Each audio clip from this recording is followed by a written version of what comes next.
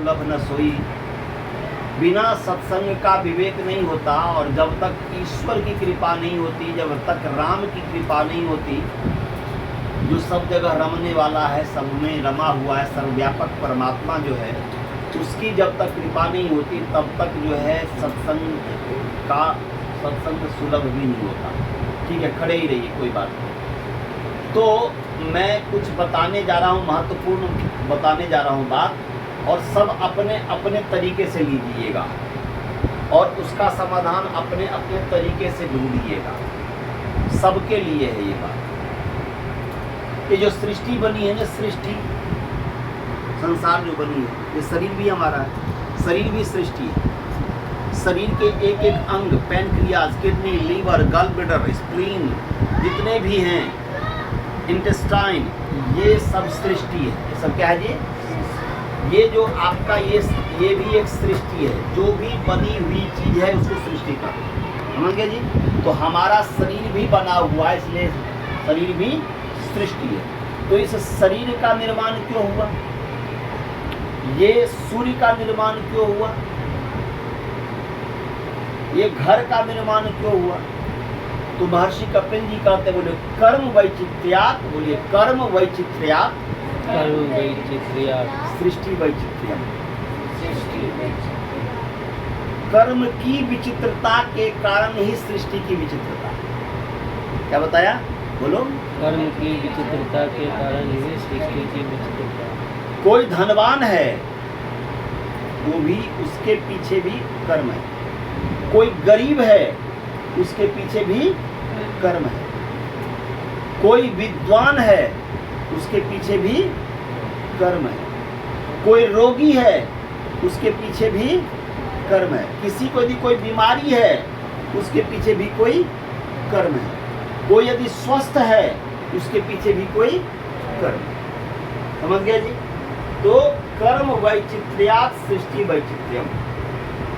किसी का किसी के साथ जो संबंध होता है, पति पत्नी का संबंध होता है, भाई बहन का संबंध होता है, पुत्र पिता पुत्र का संबंध होता है, उसके पीछे भी कर्म है। उसके पीछे भी क्या है जी? कर्म है। इस चीज को हमें स्वीकार करना चाहिए हम सब। मेरी पत्नी है, मुझे जो मिली है, इसके पीछे भी कर्म है। मैं इनको जो मिला हूँ, इसके पीछे भी कर्म है। आज जो विवाह हुआ हमारे बेटा का, गोपाल का, उसके पीछे भी कर्म है। तो कर्म वैचित्र्यात् सृष्टि वैचित्र्यम्। कर्म की विचित्रता से सृष्टि में विचित्रता है। पहले इसको हमें एक्सेप्ट करना चाहिए। हमें कर्म के अनुसार ही हमें मिला है, एक बात। दूसरी बात, कर्म जो करते हैं, तो कर्म से एक संस्कार बनता है, जिसको कहते हैं धर्म अधर्म संस्कार। क्या कहते हैं जी? धर्माधर्म संस्कार। उसी को दर्शन की भाषा में कहते हैं कर्माशय। क्या कहते हैं जी? हम जैसे ताली मारे, तो ताली जो मारे, इसका भी शरीर पर प्रभाव पड़ता है, हाथ पर प्रभाव पड़ता है। समझ गए जी? हम यदि यहाँ पर जो मारते हैं, इसका भी प्रभाव पड़ता है। तो जो प्रभाव पड़ता है उसको कहते हैं संस्कार। तो क्या कहते हैं जी? संस्कार। तो ऐसे ही हम अभी आपको जो कुछ भी बोल रहे हैं और आप ध्यान से सुन रहे होंगे, और उससे मन पर जो प्रभाव पड़ेगा, उस प्रभाव को कहते हैं संस्कार। समझ गए जी? जिसको हम सरल भाषा में कहेंगे छाप। जैसे हम हाथ से किसी को छाप देते हैं, या लहसुन है, लहसुन को यदि आप किसी भी कटोरी में रखेंगे, अब लहसुन को हटा दीजिए, आप मल भी दीजिए, उसके बाद भी उसका प्रभाव उस कटोरी में रहता है, इसलिए उसका गंध आ रहा। संस्कार का मतलब समझ गए? तो ऐसे ही हम जो कुछ भी कर्म करते हैं, अच्छे और बुरे कर्म, अभी करते हैं, पिछले जन्म की, तो प्रारब्ध जो हमारा भाग्य है, वह पीछे जो जन्म का कर्म था, अभी जो कर्म है, उन सब का एक मन पर प्रभाव पड़ता है, जिसको कहते हैं संस्कार। उसी संस्कार का नाम है धर्म अधर्म, उसी का नाम है कर्माशय। अच्छा कर्म करेंगे तो मन पर अच्छा प्रभाव होगा, बुरा कर्म करेंगे तो मन पर बुरा फल, तो धर्माधर्म संस्कार, तो वही उसी का फल मिलता है। संस्कार वैसे दो तरीके का है, एक का नाम है कर्माशय, एक का नाम है वासना। वासना रूपी संस्कार और धर्माधर्म रूपी संस्कार। तो वासना रूपी संस्कार जन्म का कारक नहीं है, आयु का कारक नहीं है, भोग का कारक नहीं है, परंतु कर्माशय धर्म और अधर्म रूपी जो संस्कार है, अच्छे बुरे कर्म का जो संस्कार है, यही हमें फल देता है। यही हमें क्या करता है जी? फल देता है। तो वो जो फल देता है उसको जन्म के रूप में कहते हैं, आयु के रूप में कहते हैं और भोग के रूप में कहते हैं। तो जन्म आयु सती मूले तद विपाको जात्यायुर होगा। जब पीछे क्लेश रहता है जीवन में, अज्ञानता रहती है, राग रहता है, द्वेष रहता है, वासना रूपी संस्कार रहता है, उसके बाद जो है हम जब कर्म करते हैं तो कर्म अच्छे बुरे जो कर्म करते हैं उसका जो प्रभाव मन पर पड़ता है, उसी के कारण हमें जन्म आयु भोग, हमें जो भोग मिलता है, किसी को भोग, आप देखिए जब ये अंबानी का जो अंबानी के बेटे का विवाह हुआ कि नहीं हुआ, कितने अरबों रुपए खर्चा हुआ, वह भी एक भोग है। और हमारे घर में विवाह हुआ, यह भी एक भोग है। समझ गए जी? तो जन्म आयु भोग जो मिलता है वो हमारे पूर्व जन्म के कर्म के आधार पर मिलता है और इस जन्म के कर्म के आधार पर मिलता है, दोनों का। अब मैं आगे जो बताने जा रहा हूँ सबको, ये मैं बताने जा रहा हूँ कि वो जो कर्म कर रहे हैं, कर्म का जो फल मिल रहा है, तो कर्म को आप दो भाग में बांटते हैं। जिसको फल मिलने वाला है, कर्म का फल, कर्माशय का फल, धर्माधर्म रूपी संस्कार का फल, जन्म आयु भोग, तो वो दो तरीके का कर्म है जो कि फल देता है।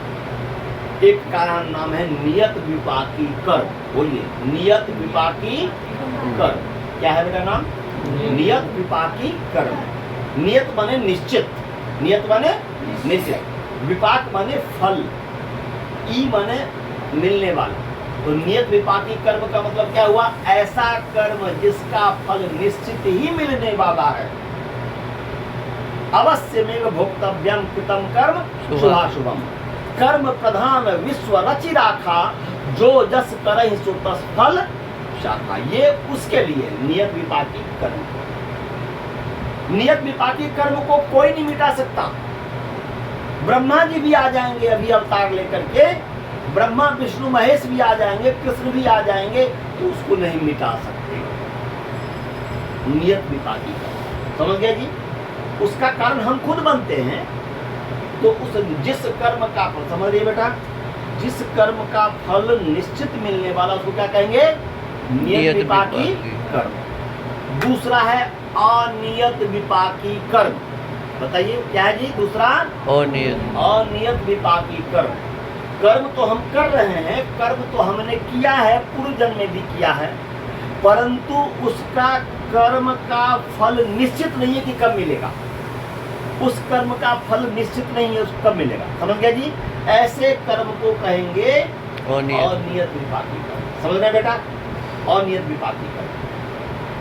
अब जिसका कर्म का फल निश्चित नहीं है कि कब मिलेगा, उसकी तीन गति है। उसकी कितनी गति है जी? तीन गति है। कितनी गति बोलो? तीन गति। एक गति है नाश, एक गति है जी, अर्थात जो भी हमने कर्म किया है, कोई आवश्यक नहीं है कि उसका फल मिले, हमारे हाथ में है उस कर्म के फल को नाश करने का। समझ गया जी? समझ आ रहा बेटा?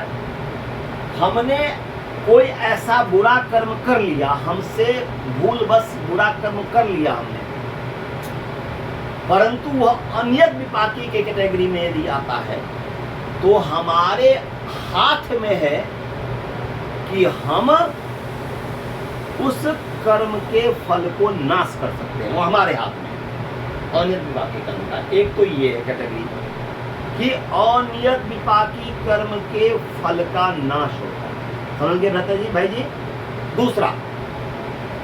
दूसरा इसकी गति होती है अनियत विपाकी कर्म का कि प्रधान जो कोई भी कर्म का फल मिल रहा होता है मुख्य रूप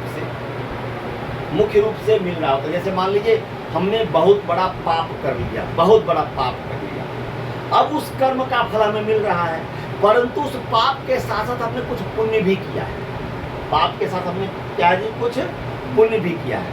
तो प्रधान रूप से मुख्य रूप से तो हमें नियत विपाकी कर्म जो है उसका फल मिल रहा है, परंतु उसके बीच बीच में हमने जो अच्छा कर्म किया था उसका भी फल साथ साथ मिलता जाएगा, परंतु उतना महसूस नहीं होगा। ऐसे ही हमने बहुत अच्छा काम किया, बहुत अच्छा काम किया, पुण्य का काम किया, और उसके बीच में हमने कुछ बुरा भी काम कर लिया, समझे, हमसे कुछ गलती भी हो गई, भूल भी हो गई, तो प्रधान कर्म के साथ साथ वह बुरा कर्म का भी फल मिलेगा, परंतु वह इतना सूक्ष्म होगा कि महसूस उतना नहीं हो पाएगा, उसको झेल लेंगे। समझ में आ गया? ये सब चीज को मस्तिष्क में सभी व्यक्ति को बिठाना है। सबके जीवन में सुख दुख आता है, उसको कैसे डील करना है। क्योंकि मैं मानसिक रोगों को भी मैं ठीक करता हूँ, मैं डॉक्टर हूँ, मैं आयुर्वेद का डॉक्टर हूँ, मैं इसलिए मैं ऐसा कह रहा हूँ। मैं विद्वान भी हूँ ईश्वर की कृपा से, भाई जी के आशीर्वाद से, गुरुजनों के आशीर्वाद से, माता पिता के आशीर्वाद से, परंतु मैं डॉक्टर भी हूँ। मैं शरीर के रोगों को भी ठीक करता हूँ, मन के रोगों को भी ठीक करता हूँ, किसी को भी किसी तरीके का रोग हो। आयुर्वेद में ऐसा, आयुर्वेद के अलावा एलोपैथी में ऐसा विधान है, यदि आपका पूरा हार्ट ब्लॉकेज हो गया 99.9%, तो आपको बोलेगा ऑपरेशन करने का, या कभी जिंदा भी नहीं रहता। डायबिटीज है टाइप 1 टाइप 2, तो टाइप 1 तो ठीक ही नहीं होता है एलोपैथी के आधार पर। टाइप 2 का इंसुलिन इत्यादि दे करके वह कंट्रोल करने का प्रयास करता है। परंतु आयुर्वेद में हमने जो रिसर्च किया, जब मैं पढ़ा था वहाँ पर एनएलपी की पढ़ाई, तो मैंने उस पर रिसर्च किया। एक तो 20 प्रकार के आयुर्वेद में डायबिटीज है, इसमें तो केवल 2 प्रकार की डायबिटीज है, टाइप 1 टाइप 2, परंतु हमारे आयुर्वेद में 20 प्रकार की डायबिटीज है, और सबका समाधान है। जो क्या बोल रहे हैं कि असाध्य रोग है, उसको भी ठीक किया जा सकता है। ऐसे यदि किसी को मान लीजिए किडनी का रोग है, डॉक्टर ने कह दिया कि ये ठीक नहीं होगा, किसी ने कह दिया कि लीवर का रोग है, किसी ने कह दिया कि ये ठीक नहीं होगा, तो आयुर्वेद में एक ऐसा समाधान होता है जिसके माध्यम से इसको ठीक किया जा सकता है। इसमें हमारे पास उदाहरण है। अमेरिका में एक ऐसे व्यक्ति हैं जिसको पूरा हमें दिखाया गया कि देखिए आचार्य जी ऐसे ऐसे ब्लॉकेज हो गया है। डॉक्टर ने कहा, इंडिया का भी डॉक्टर ने कहा और अमेरिका का भी डॉक्टर ने कहा कि ये इसका ऑपरेशन करना है, इसको इसके बिना कुछ नहीं होगा। परंतु ईश्वर की कृपा से वह 100% ठीक हो। तो इसीलिए कहने का अभिप्राय है कि हमारा, बोलते हैं कि खान पान यदि हमारा ठीक होता है, हमारा चाल चलन व्यवहार इत्यादि ठीक होता है, क्योंकि भोजन ही, हम भोजन को किस रूप में खाते हैं वो देखना होता है। अन्न का 2 अर्थ होता है, एक होता है अति अन्नम, हमको जो खाने वाला उसको अन्न कहते हैं। अब जैसे मान लीजिए फॉर एग्जाम्पल, मैं अपना ही उदाहरण दे रहा हूँ, जिस दिन यहाँ पर भोज हुआ, उस दिन हमने कितना रसगुल्ला खा लिया था, जबरदस्ती लोगों ने कितना दे दिया था, लगभग 25 रसगुल्ला खाया था। अब जब हम 25 रसगुल्ला खाए तो रसगुल्ला तो अन्न होता है, रसगुल्ला क्या होता है, अब अन्न होता है। अब बताओ उस अन्न को हमने जो खाया, हमने खाया कि वो हमें खाया, बताइए भाई जी। तब से आप ही बीमार। भाभी जी, भाभी बताइए, हमको उस अन्न ने, रसगुल्ला ने खा लिया, सबको खा लिया, हम लोग को पता नहीं, मुझे पता है, आज तक भोग रहे हैं। अब इसको हम अमेरिका ही जाकर के ठीक करेंगे। अभी हमने कुछ ठीक किया है, परंतु वहां जाकर के हम पूरे ठीक हो जाएंगे। तो कहने का अभिप्राय है कि अन्न को हम किस रूप में खा रहे हैं। कोई जबरदस्ती कर देता है, कोई कुछ तरीके करता है। तो अतिथि अन्नम, एक तो ये हुआ बेटा, संस्कृत के विद्वान हो, खाने वाला जो है उसको अन्न कहते हैं। यदि हम उसको खा रहे हैं उसको अन्न कहते हैं। और एक कहते हैं अद्यते थी अन्नम, जो खाया जाता उसको अन्न कहते हैं। हमारे जो गुरु जी हैं डॉक्टर करतार सिंह चौहान जी, वो हमें जो सिखाए, हमें जो बताए कि भाई कैसे आपको अन्न खाएगा वैसा अन्न खाओगे या आप जिसको खाते हो वो अन्न खाओगे।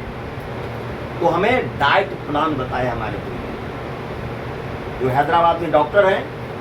अमेरिका में भी उनके पुत्र जो हैं यहाँ पर जो आए थे, जो 6 व्यक्ति आए थे उसमें से जो है 4 व्यक्ति अमेरिका के थे। तो कहने का अभिप्राय है, मैं ये कह रहा हूँ आपसे कि अन्न को आप बेटा किस रूप में खा रहे हो इसको देखो। आप खा रहे हो, आपको खा रहा है कि आप उसको खा रहे हो। तो यदि हम अन्न हमारे गुरु जी जो हमें निर्देश दिए हुए डॉक्टर करतार सिंह जी, उसके आधार पर यदि आप अन्न खाओगे तो क्या होगा, आप अन्न खाओगे तो जल्दी स्वस्थ हो जाओगे। हम अन्न खाएंगे तो हम जल्दी स्वस्थ हो जाएंगे। किसी भी तरीके का बीमारी हो, मैं आपको विश्वास के साथ कह सकता हूँ, कभी भी कोई इस तरीके की मेरे पास समस्या आती है अमेरिका में कोई भी, तो हम अपने गुरु जी से सलाह लेते हैं डॉक्टर करतार सिंह चौहान जी से, और फिर वो हमें जिस तरीके का निर्देश देते हैं तो फिर जो है कि हम उस तरीका करते हैं और उसमें हम स्वास्थ्य लाभ हो जाते हैं। ऐसे ही आप लोगों में भी झा जी, किसी को भी यदि कोई समस्या हो, किसी को भी, एक डॉक्टर की बात होती है, डॉक्टर को समस्या बतानी चाहिए परंतु किसी अन्य को नहीं बतानी चाहिए। जो इसका समाधान कर सकता है उसको ही बताना चाहिए, जो समस्या का समाधान नहीं कर सकता उसको बताने की जरूरत नहीं है, किसी को भी जरूरत नहीं होता।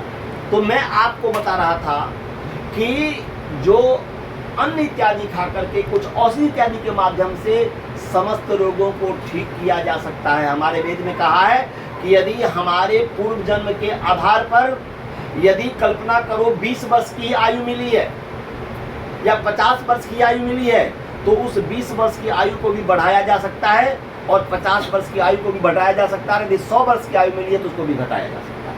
वो हमारे हाथ में होता है। कौन से आधार पर? अनियत विपाकी कर्म के आधार पर, जो हमने आपको बताया कि अनियत विपाकी कर्म का 3 ही फल है बेटा। एक क्या है? नाश। आपके अंदर सामर्थ्य है कि उस अनियत विपाकी कर्म के फल को नाश कर सकते हो।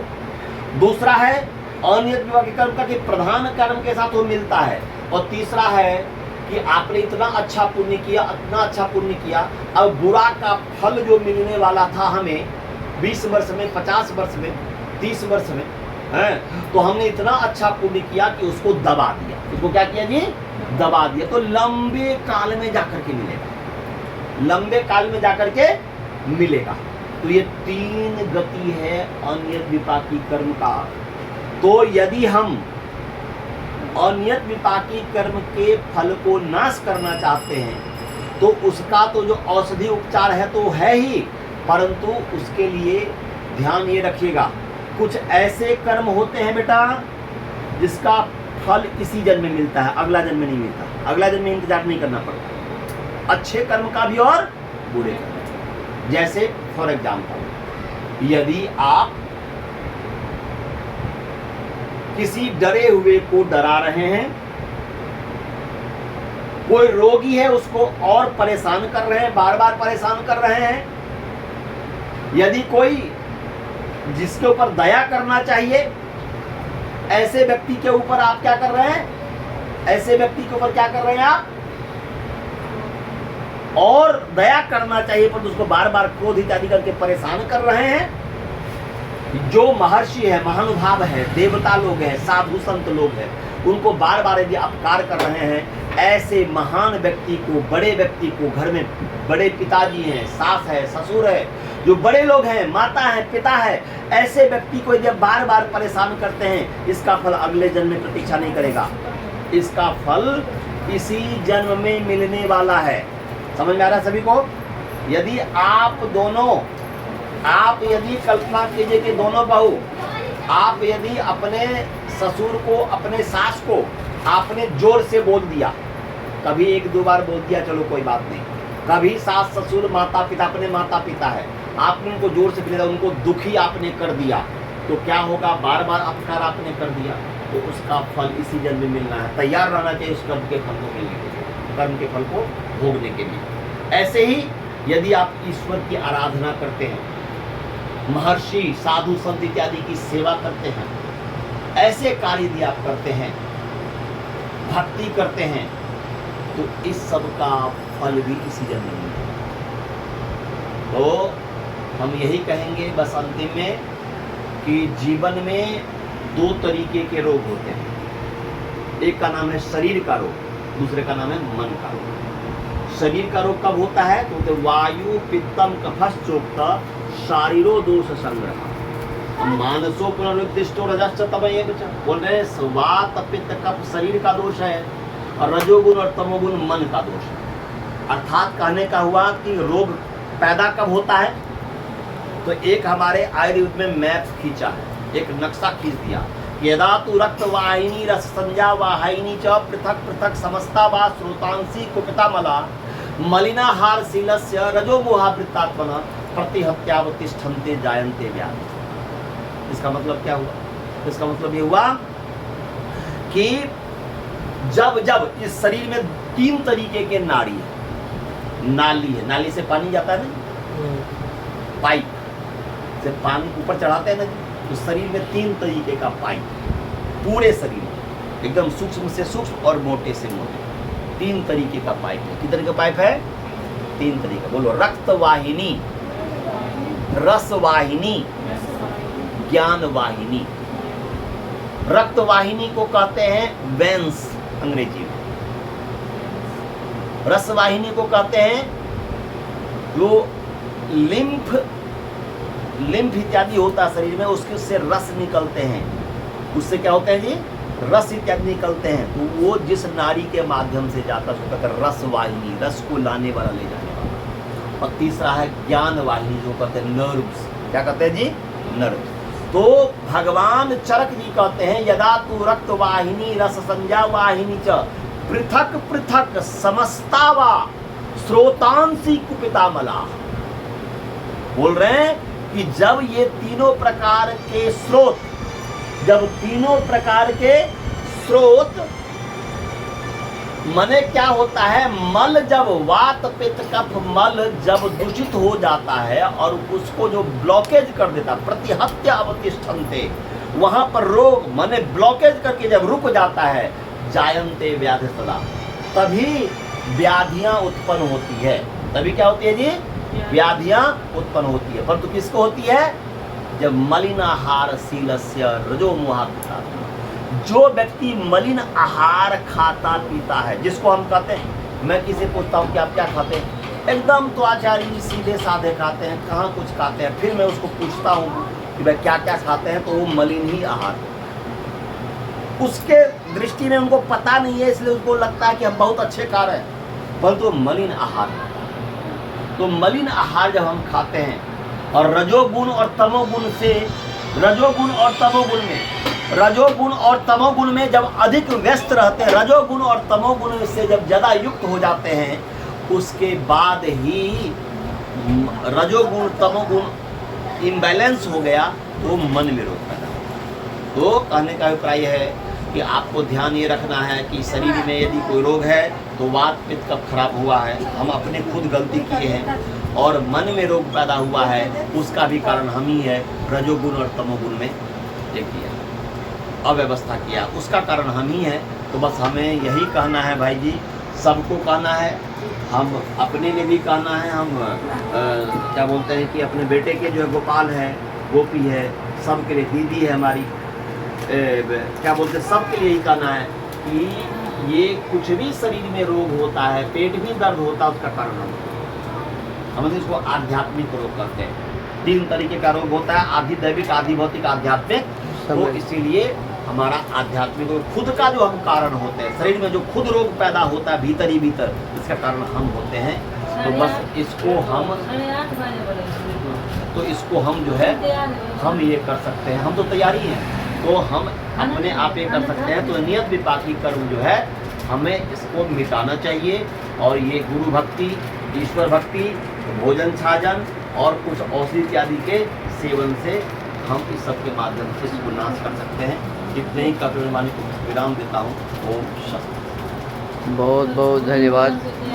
और आज हमारे आचार्य जी अमेरिका जा रहे हैं और इस अवसर पर आपने हम सबको संबोधित किया है। हम सब का कर्तव्य है कि जिस प्रकार से आपने बताया है, अपने स्वास्थ्य को हम ही स्वयं ठीक रख सकते हैं और वो मुख्य रूप से भोजन के माध्यम से मुख्य रूप से हमारा शरीर स्वस्थ रह सकता है। तो ऐसा हम लोग प्रयास करेंगे। अब चलिए अब भोजन इत्यादि का इस कर कार्यक्रम दीजिए को यहीं व्यवस्था। विराम। ओ